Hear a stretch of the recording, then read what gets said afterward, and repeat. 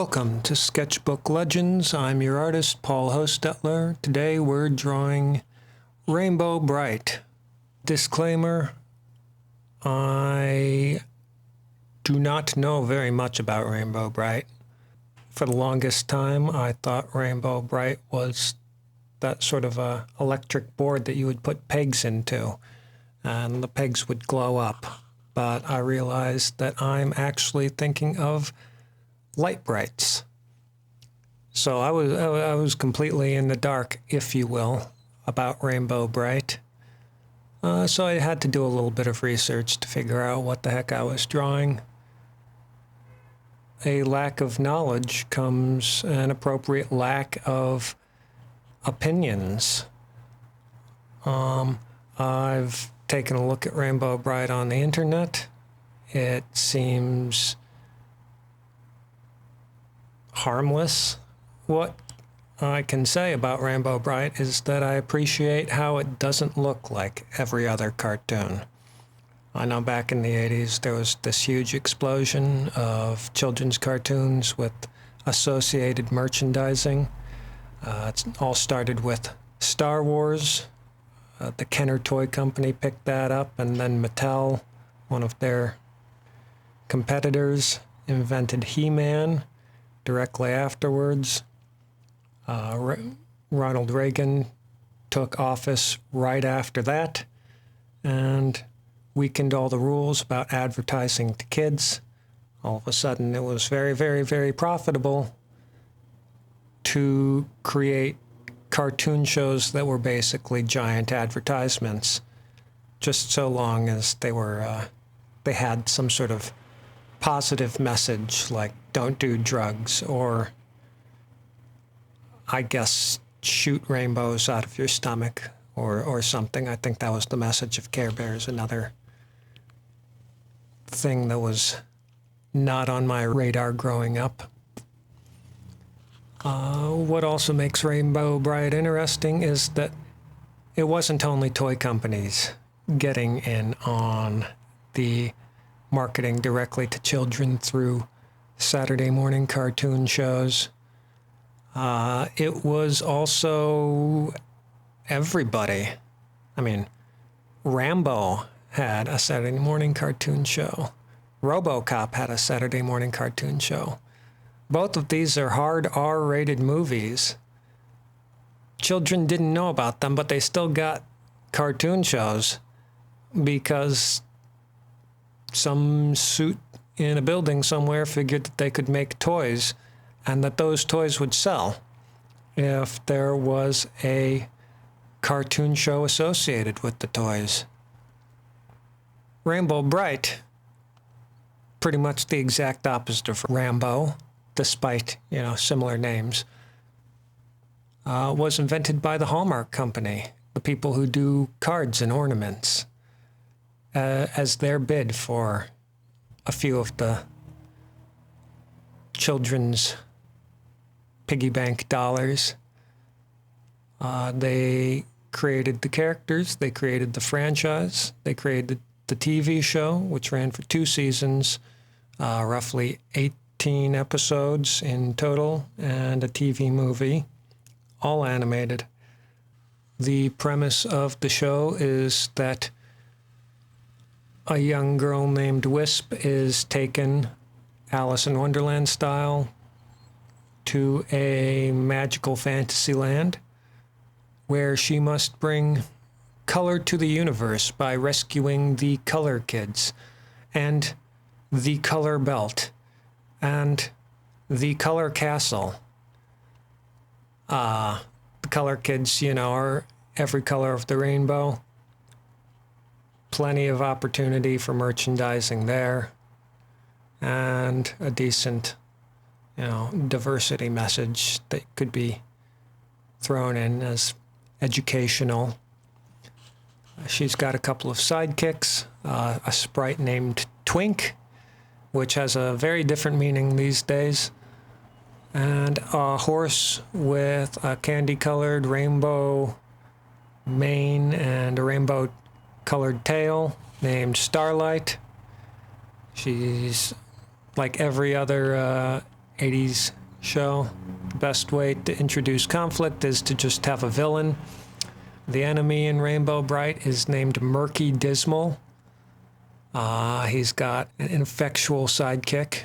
All of the 80s villains have ineffectual sidekicks named Lurky. There's also another human child named Brian, I guess, who shows up so that Rainbow Brite can talk to people about things that aren't specifically color related. Rainbow Brite showed up in 1984, fully formed. She had a whole bunch of dolls. She had books. She had costume jewelry. Most of this was franchised through Mattel. All of the actual physical objects you could spend money on. She had puzzles and games, radios. You could buy Rainbow Brite linens and towels. You could buy lamps and night lights and furniture and figure. Then, you know, those kids grew up, and of the cartoon show and of the movie.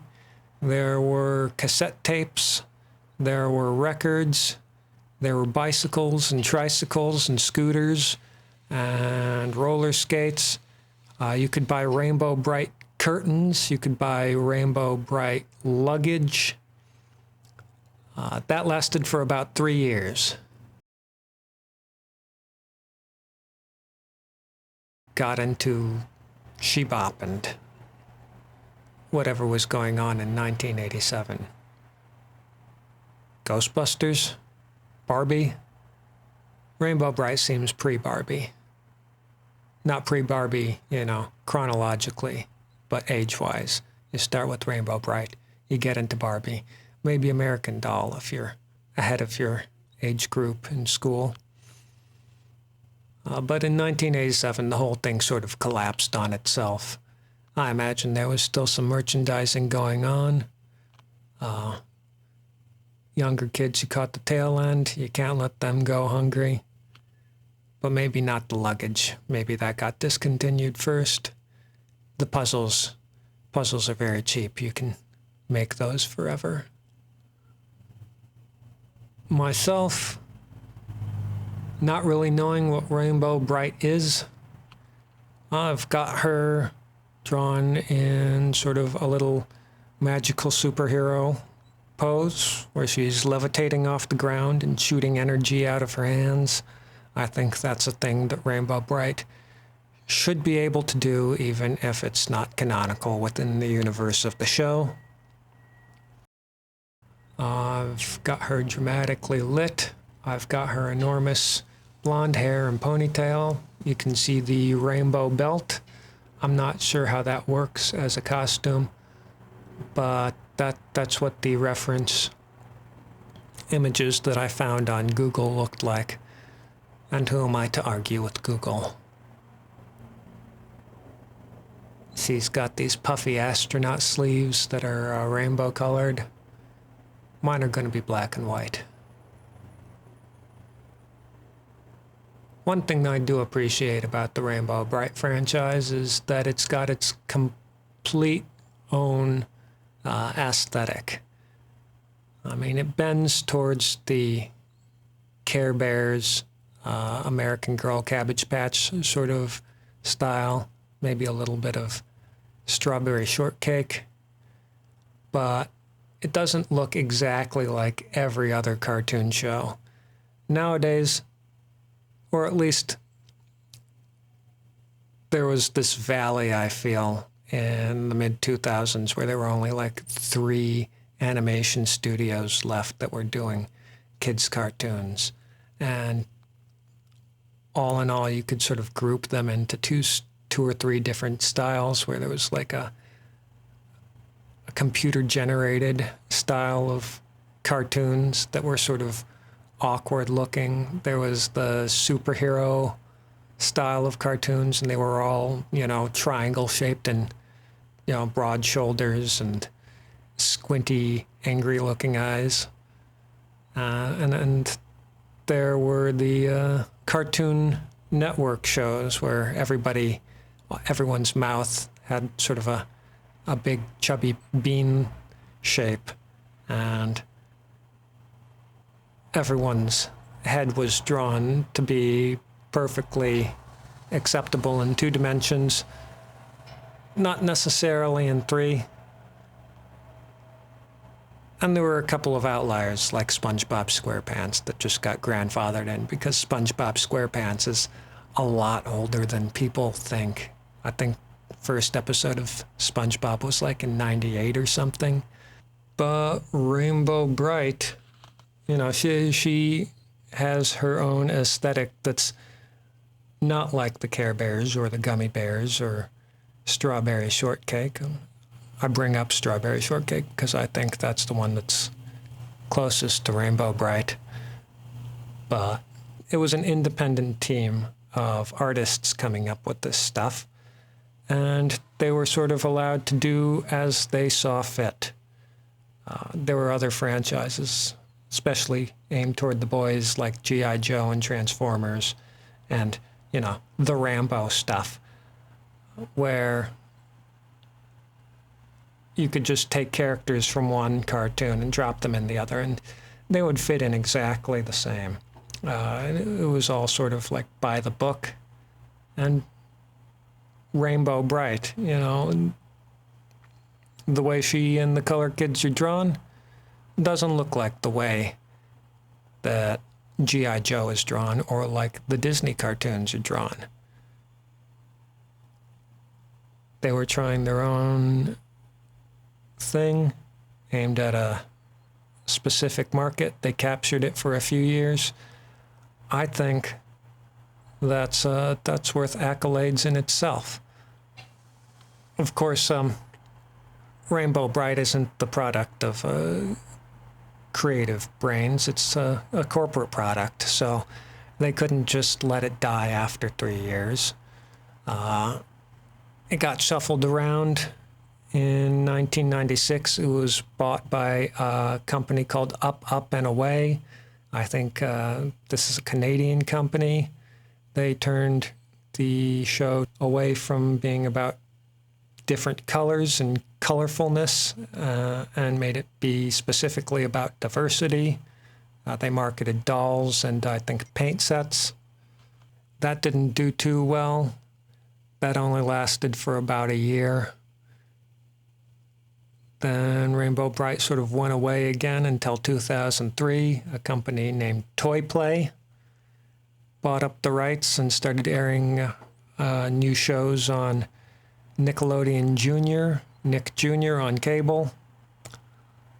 That lasted for about 2 or 3 years, which seems to be roughly the lifetime of a Rainbow Brite franchise.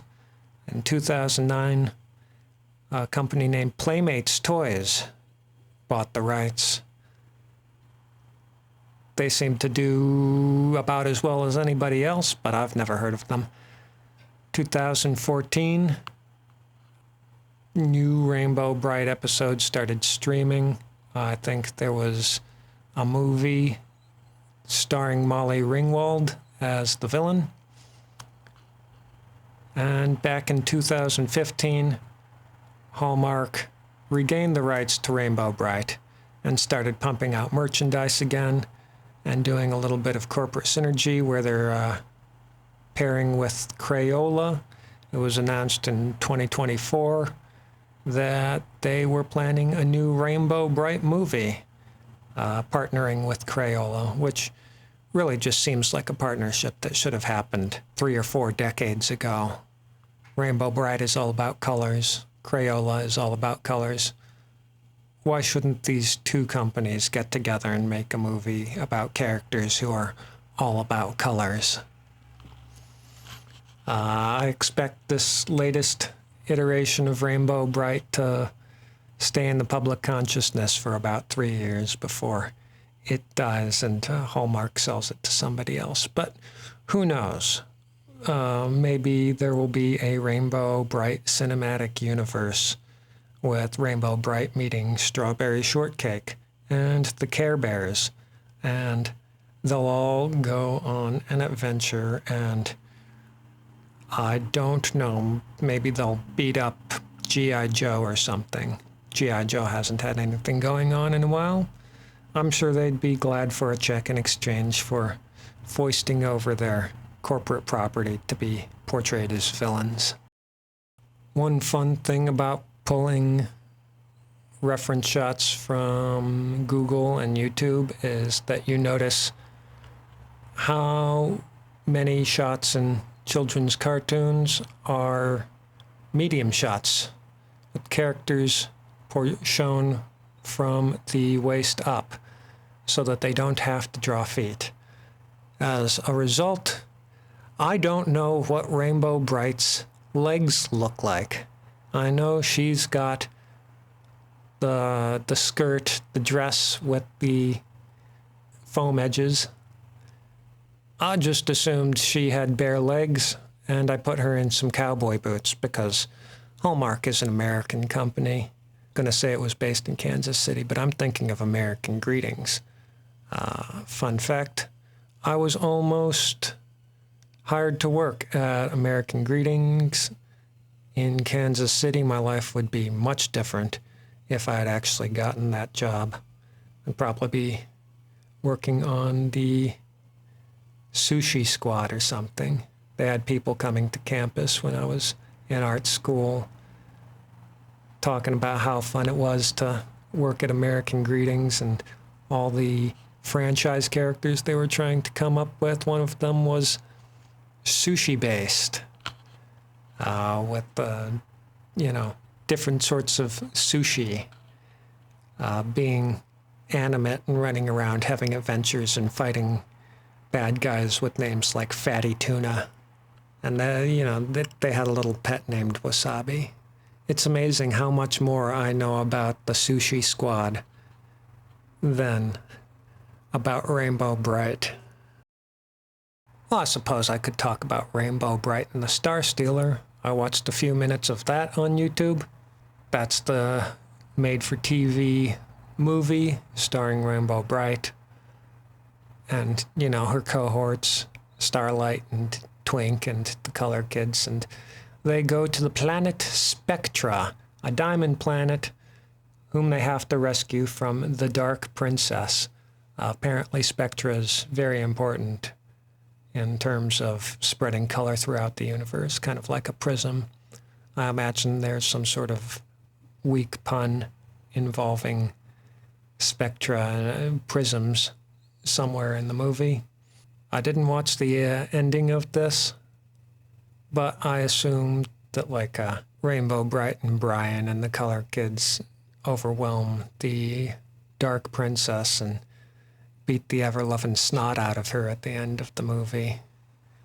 Let these bruises remind you not to mess with the power of refracted light, Dark Princess. And then Rainbow Brite would kick the Dark Princess in the ribs while she was down and shoot a hole in the ceiling and fly away. That's how I would do it if I was writing the Rainbow Brite movie. I haven't seen any footage from the announced 2024 movie, so I assume they're still working on a script. I assume they're still working on some concept development art.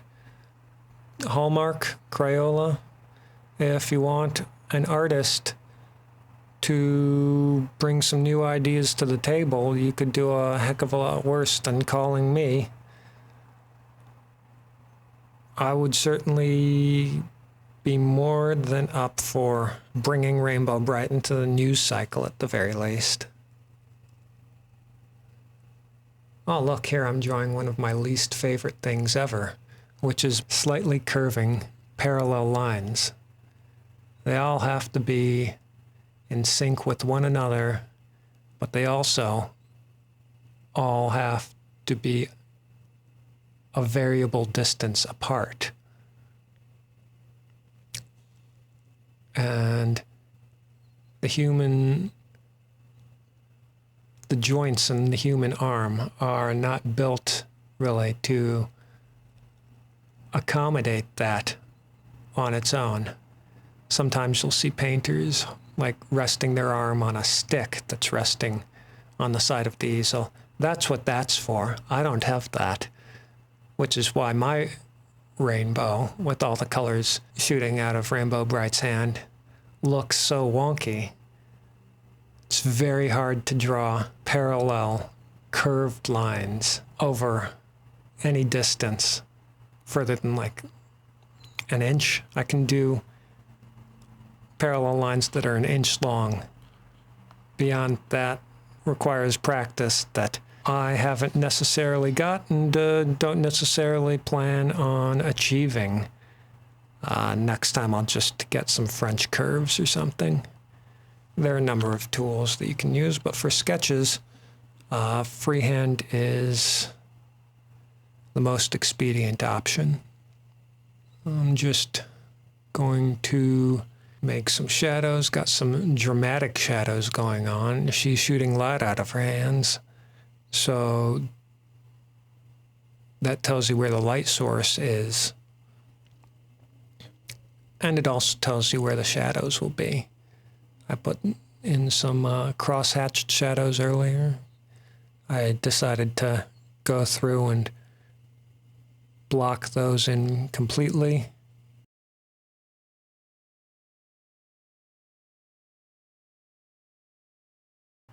And that's Rainbow Brite. If you like this video, like and subscribe. You got buttons where you can do that. If you want to see me outside of YouTube, you can find me at Ko-Fi, Blue Sky. You can find me on Patreon at phostetlerart. That's my handle on all the interwebs. Links in the description. If you have any ideas for what you'd like me to do next, I promise I will not always be as witheringly sarcastic. If you pick something that I am not personally a fan of, there's just not a lot of Rainbow Brite stuff to talk about in this instance.